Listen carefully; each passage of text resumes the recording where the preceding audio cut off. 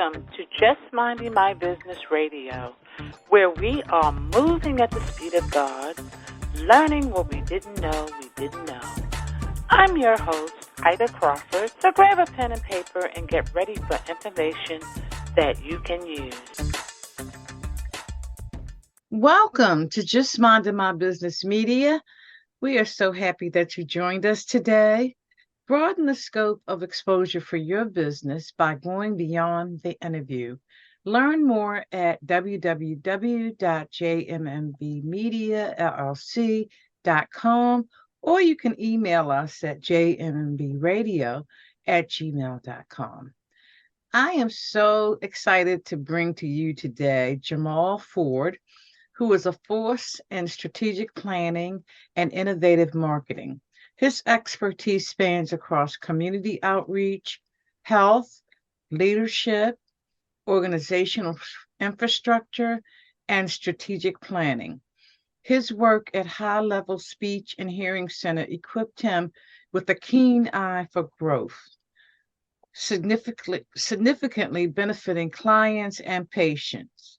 His program, Wealthlist, combined with the proven strategies of the patient growth pathways approach, enables healthcare professionals to maximize their practice's potential and generate wealth beyond traditional office hours. Welcome, JAMAUL. This is going to be an interesting conversation. So, Wealthlist, tell us about that. Yeah, thanks so much for having me, Ida. I definitely appreciate it. I am the Director of Community Outreach and Business Development at High Level Speech and Hearing Center. And about 2018 or so, we were doing a lot of community work. And because we were doing a ton of community work, we were seeing a lot of patients. And then what wound up happening was those patients weren't transitioning over to coming into our clinic. And so, unfortunately, we were on the cusp of actually firing our second manager, which most clinic officers and managers and owners kind of know about that. And so I really put my head to it. I was like, we got to get these people in the clinic. We have to get them into the clinic. And so about 2 months had passed, and it was time for my actual checkup. And the doctor called me, and I was like, oh, I'll come next month. And then the doctor called me again, and I was like, I'll come another month. And then 3 months had passed, and I hadn't went to my actual appointment. My wife said, well, have you gone to your appointment? And I was like, no. And then it clicked in my mind, oh, people have a negative connotation towards actually going to the doctor. So for me, it was very big to change the mindset of people when it came to actually going to the doctor. And so for me, what I did was I created a program that not only benefited patients, but also benefited practices in helping patients throughout the year, except for just waiting for that one appointment through the year for them to come into the actual clinic. And that's what Wealthlist is. Oh, well, that is awesome. And do you find that this is mainly an issue, no offense, for men? Yes, so that is very much so. Men, we typically have this thing where we kind of don't want to go to the doctors, usually your wives or your daughters or somebody that kind of forces you to go. And, it's pretty tough. But we generally, because we're a speech and hearing clinic, more or less when we originally started it, it was more or less like a lot of pediatrics that weren't coming because of the appointments of parents. So, and it was mostly African-American young men who were dealing with speech issues, and we were having issues with them coming into the actual clinic. So we put together a program to actually resolve that particular issue. So basically, once your program came into existence, what were some of the comments that you got from patients as to why they wasn't coming in? Yeah, that's a great question, Ida. So what was going on was that our patients they had so many things going on in their everyday life that they were thinking about shopping, thinking about picking up the kids from school, thinking about cleaning the house, and then thinking about coming to the doctor's appointments. And if you know you got to make a choice between those four things, you know which one is going to actually not going to happen. But us, it was very important for us to actually make the patients feel more at home in our clinic and know that our patients are the heroes and we're not the heroes, but it's our responsibilities to make the patients feel like they're the heroes of the story. So we put a lot of emphasis on quality of service, having more of a family and home environment in our actual clinics. Okay, that's really great transformational concept, because basically people don't like to go to the doctors, whether they have the time or not. Yeah. I think mainly it's because they don't want to know. Yeah. Fear of knowing. Of course, that's 100%. And you know the weird thing about it, Ida, they actually know, but they don't want to get the actual information, you know, especially for men when it comes to like typical things like high blood pressure or just typical type 2 diabetes type things. It's like, you know, all the signs and you'll go online and you'll look it up, but when it's not real until the doctor tells you, right? So you just try to avoid that. So yeah, you're 100% right on that. So how does your organization create B2B opportunities for clinics? Yeah. So when we originally started Wealthlist, our goal was to not only put together programming for patients to come into the clinics, but actually for clinics to actually be able to monetize helping people throughout the year instead of just helping them just the one time they came into the clinic. So once we created this business infrastructure, we were able to transition this infrastructure into different municipal, like police offices and different school systems and different practices to allow people to get 365-day service instead of getting maybe annual service or biannual service. And so really, once we developed it in our clinic, then we actually were able to help other clinics be able to get contracts with schools, get contracts with police offices and different city government companies to actually help them generate more revenue for their clinics. Wow. So where is your organization located? So we're located in New Orleans, Louisiana, the Big Easy. So, you know, it's definitely, as you can imagine, how food is here, how we're really relaxed. It's very hard to get people to come into the and so, you know, it was very much so a big hurdle. And so for us, it was like, okay, we need to bring the culture into our clinic. And so when we actually work with other clinics, we really try to become a part of the community and make sure that that clinic actually is embodying what the community is actually looking for and that they're able to help the community beyond just the clinic walls. And I have so many questions, because this is such a unique program that you have. So when you're connecting the community to your services, what does that look like?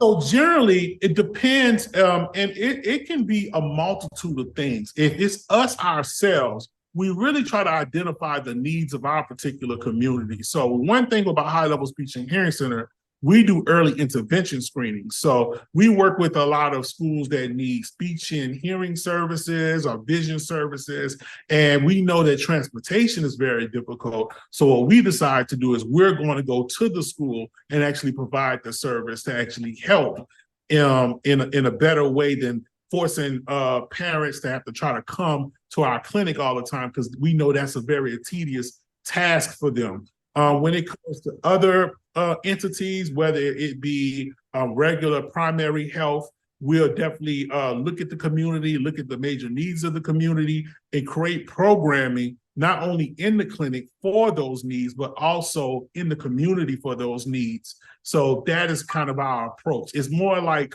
a bespoke type approach to where we're going to build something custom to you, but still is going to have those same principles and values across the board. Wow, that's genius. Absolutely. So how does your program help clinics increase their profits? So that's an excellent question. So what we generally tend to do is, and I'll give you a few examples, we tend to identify what are the primary issues that the patients have that come into that clinic.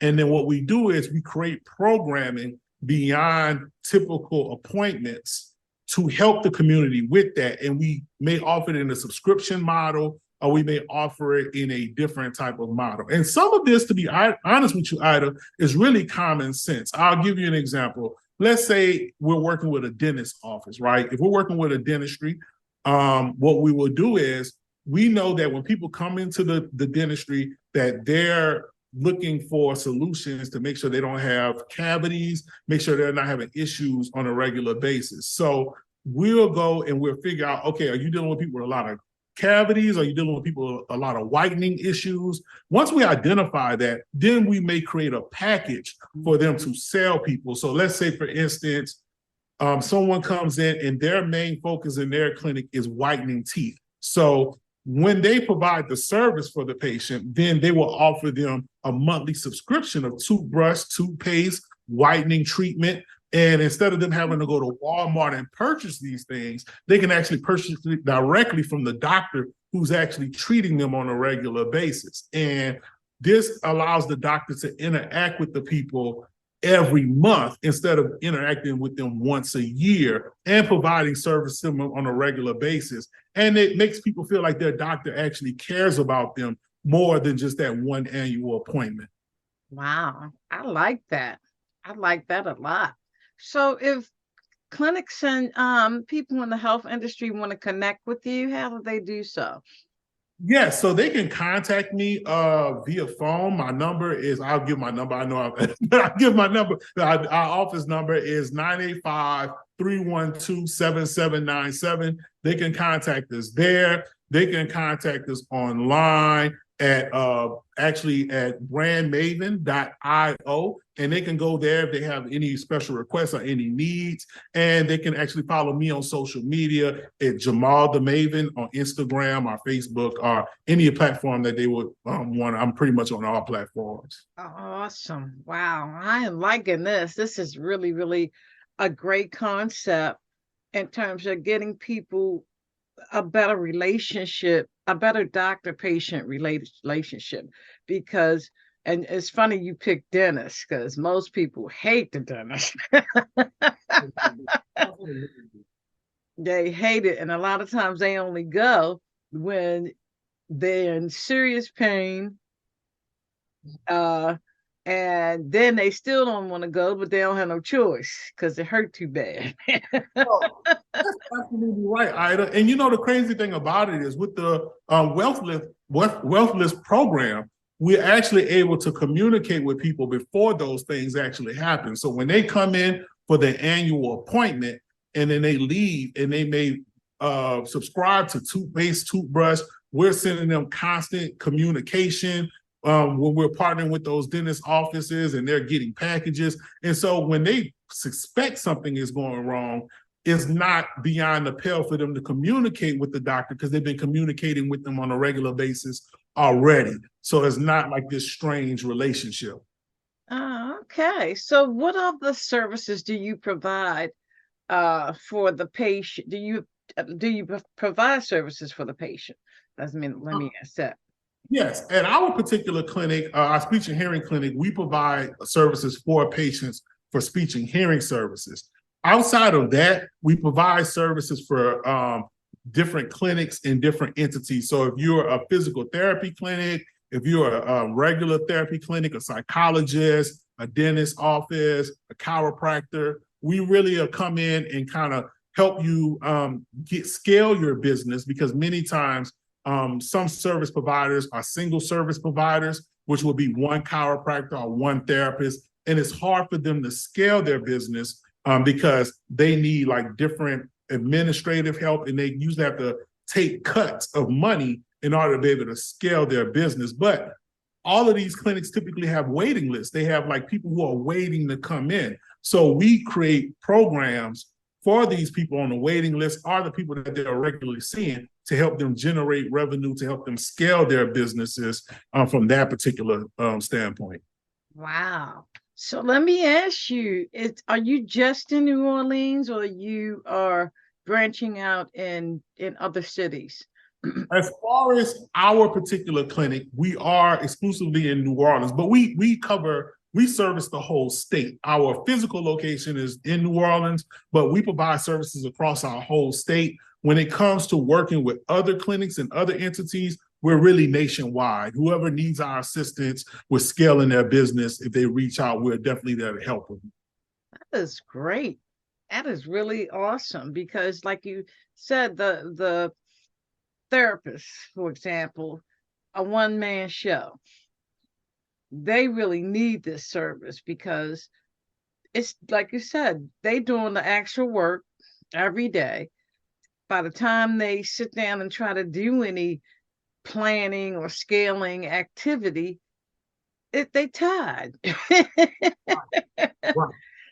Right. And you know, what's hard about that is they're wearing two different hats, right? So Yes. one time they're wearing a hat of a provider, then they're wearing the hat of a business owner. And it's Yes. hard to transition from hat to hat. And so by working with us, you typically can come in and we'll assist you with actually being able to generate more revenue as a provider. And then that allows you to either bring on another provider or bring on administrative staff who can support the scaling of the business without you having to take a financial hit in those particular instances. That's amazing. That is amazing. I'm telling you, people are just so ingenious these days.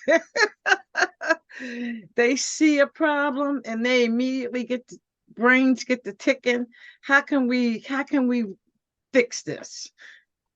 Yes, 100%. You know, for us, it's definitely being entrepreneurs is very much so problem solving. I always tell people, Yes. you know, it's more of a glass half full mentality. It's like, okay, these people are having this issue. What can I do to actually help these people? And I think that's what the essence of entrepreneurship is. So yeah. Yes, absolutely. Absolutely. And your structure is just really unique. I have not met anyone that, was doing anything like you're doing.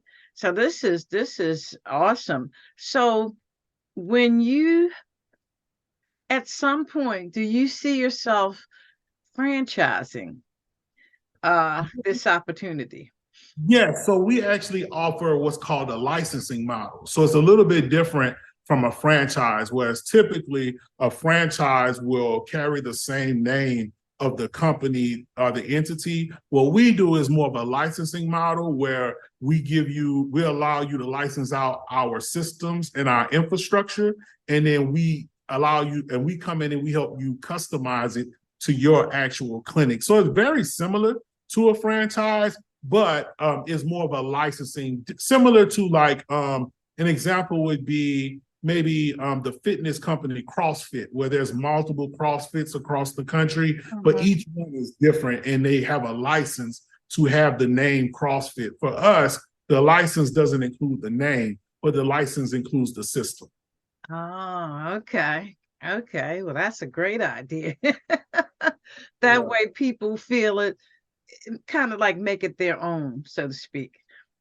Yes, 100%. You know, for us, we know patient care is not the same across the board, whether you talk about the type of practice it is or the geographical location. Those things are all different. And so for us, we definitely feel like our system can conform to wherever you're located, wherever you are. We definitely want to make sure that it feels natural to your community and to your clinic. Yes, and that makes perfect sense because in order for the patient to feel comfortable, they've got to, you've got to create that atmosphere, so to speak. Yes, 100%. You know, for us here in New Orleans, it's like snowballs and boudin and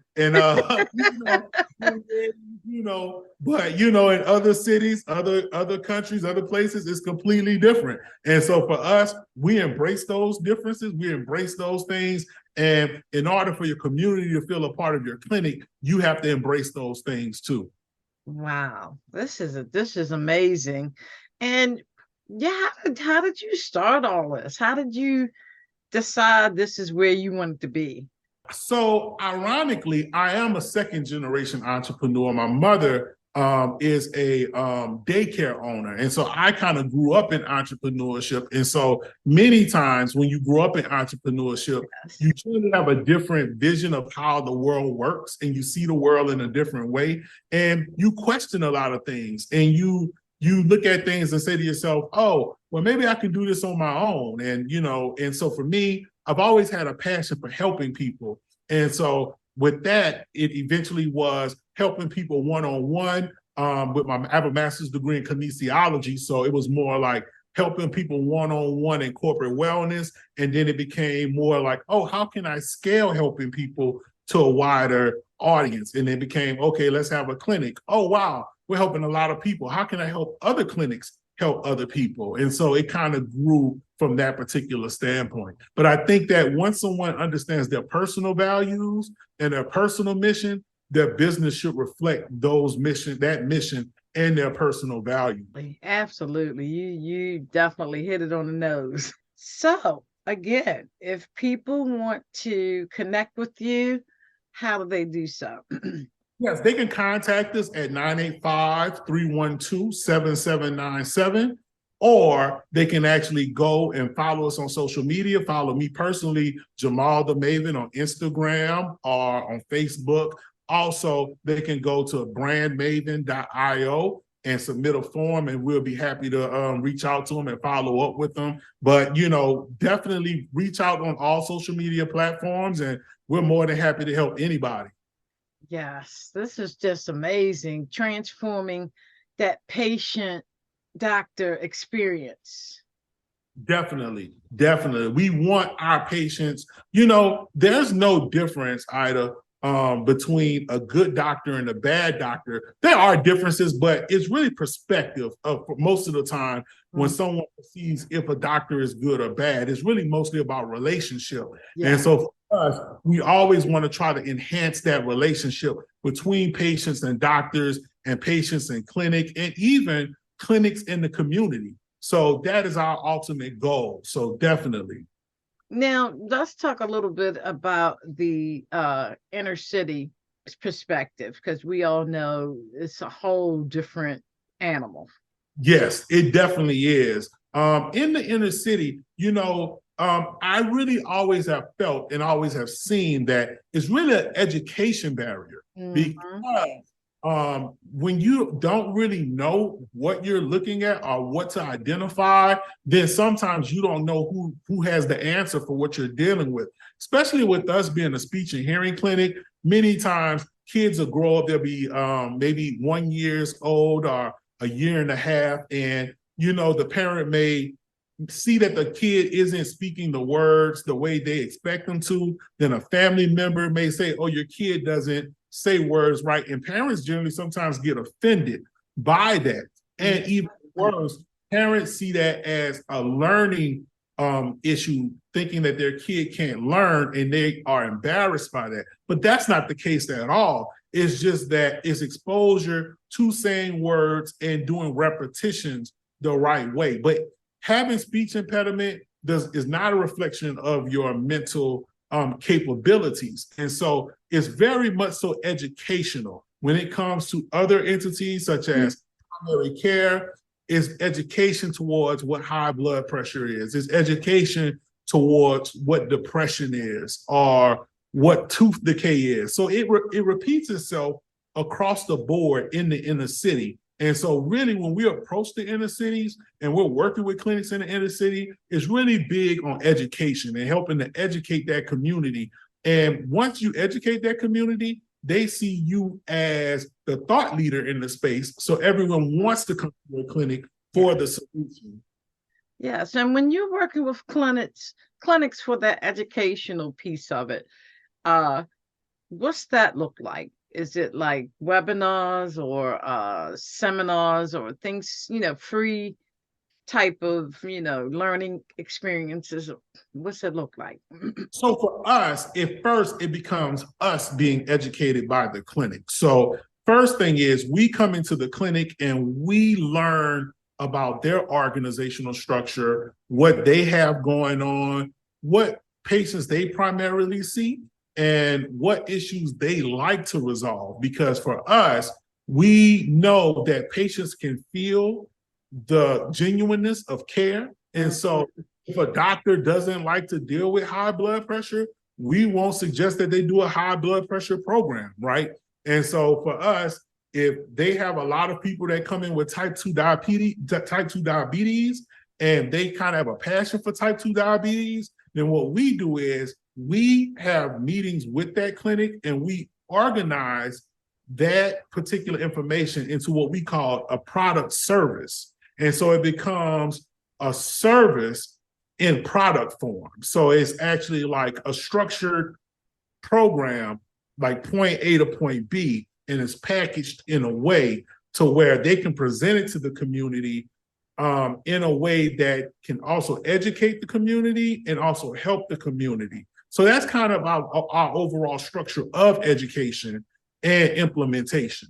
That's amazing, Jamal. I am just awed at what you're doing, and I can already see this being an adopted model across the United States. Yeah, it's very big. It's very big on two fronts because a lot of people are out there and they need a lot of help and they don't know where to get help from. And so when clinics become more involved in their community, they become more accessible to people in the community. Mm-hmm. And it relieves that barrier of, oh, I hate the doctor.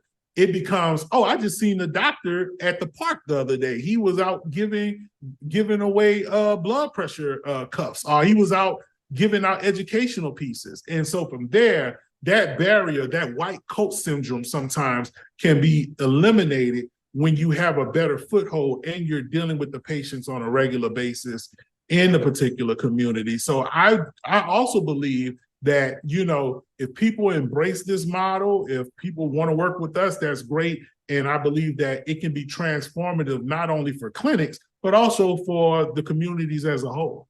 I mean, at the end of the day, it's all about what you put into the community to make it better. Yes, that's 100% accurate. And we all have the ability to do that.